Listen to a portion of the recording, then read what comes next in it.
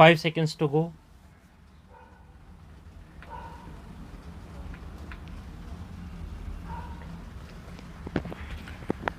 Start.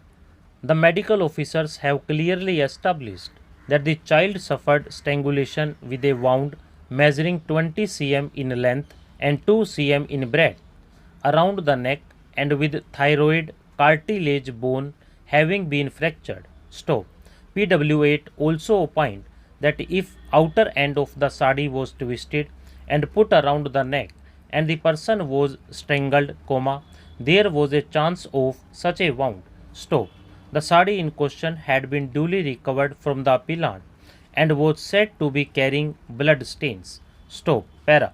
In the given set of facts and circumstances, the motive as suggested by the prosecution, that is, the desire of the appellant not to live in her matrimonial house and, on being forced to do so only because of the child, she being not interested in the existence of the child, though presents a somewhat difficult proposition but, at the same time, cannot be ruled out altogether, particularly looking to the fact that, until 18th June 2007, the appellant was living with her parents and she was forced to come to Periambalpur for the purpose of upbringing of the child with the family of her husband.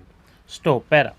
Another submission made on behalf of the appellant, that her husband has not been examined by the prosecution, does not take her case any further. Stop. Her husband was not shown to be in the country at the time of incident and he was not a direct witness in relation to the material facts to be established by the prosecution. Stop. Other way round, if at all the appellant considered him to be a material witness, nothing prevented her from making a prayer to the court for his examination and nothing prevented her from making specific submissions in that regard during her examination under section 313 CRPC. Stop. Para. As regards the statement under section 313 CRPC, the appellant has not given any explanation whatsoever and has not made any statement except denying the circumstances put to her. Stop. In the facts of the present case, when the prosecution evidence categorically established the fact that the victim child was last seen alive with the appellant only, she was required to explain the circumstances leading to the demise of the child. Stop. Upon her failure to do so and failure to give the explanation with regard to the circumstances under which death may have taken place, burden of section 106 of the Evidence Act operates heavily against the appellant, as noticeable from the decisions above referred, particularly in the cases of Satpal and Sabitri Samantarai Supra. Stop. Para.